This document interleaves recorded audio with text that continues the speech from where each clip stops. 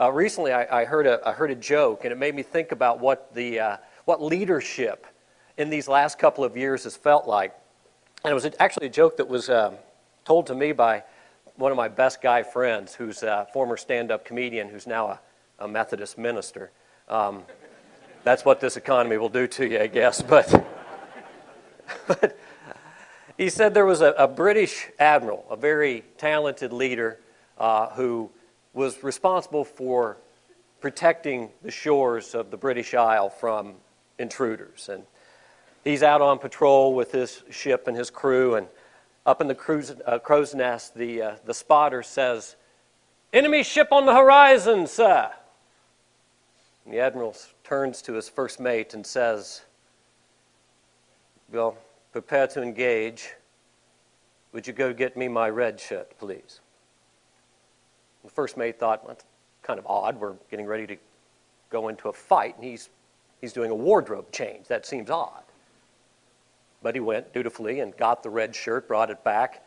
The fight ensued. It was predictably bloody and nasty, but eventually the British crew prevailed. And when it was over, the first mate turned to the admiral and said, "I have a question for you, Captain, Admiral, sir. It's well, I don't want to challenge you at all, but it seemed curious to me that you would ask for a red shirt right before battle. Why would that be top of mind for you, sir?" He said, "Aye. My crew looks to me for leadership. It is important for me to be courageous, to be decisive during difficult times like battle. And it is possible, because I'm an active leader, that I will be wounded. And that blood on my shirt could be very demoralizing to my crew. So I choose the red shirt to hide any bloodshed, so my crew will valiantly fight on." Aye, that's a fabulous strategy, sir. Yes. About that time, the crow's nest yelled out, "5 ships on the horizon, sir! 5 enemy ships on the horizon!" The admiral turned to his first mate and said, "Bring me my brown pants."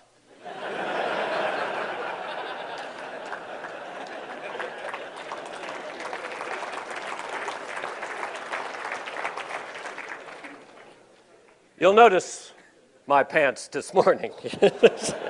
I've worn these for 2 years now. Anyway, so what are we going to do today? Let's take a look at the key points. We have a couple of hours. I have a ton of content. So first thing I would tell you is this entire presentation will appear on the Trek University Business School website, and there's going to be too much for you to absorb in one day, quite frankly. So if I'm a romantic, now understand, my whole reality is created by filtering information through an emotional style tool.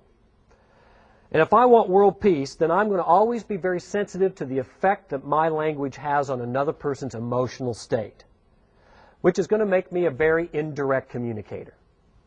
Because I want to somehow communicate my message, particularly if it's the least bit critical or could be perceived as negative by the recipient.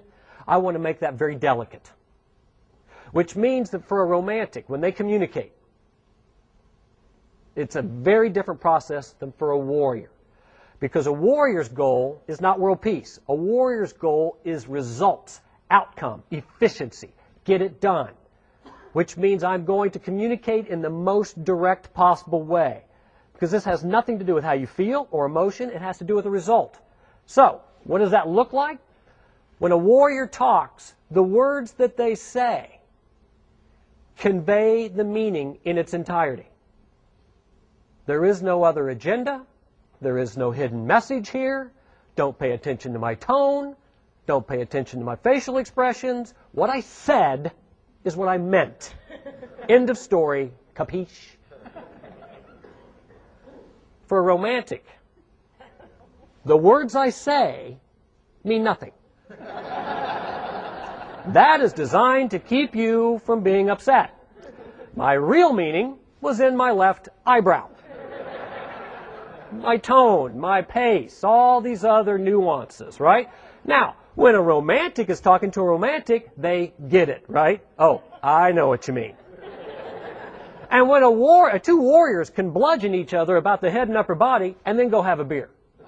And the only person upset is the romantic that witnessed that, right? They're the one going, oh my God, did you hear what Bob said to Jack? Oh, it was horrible.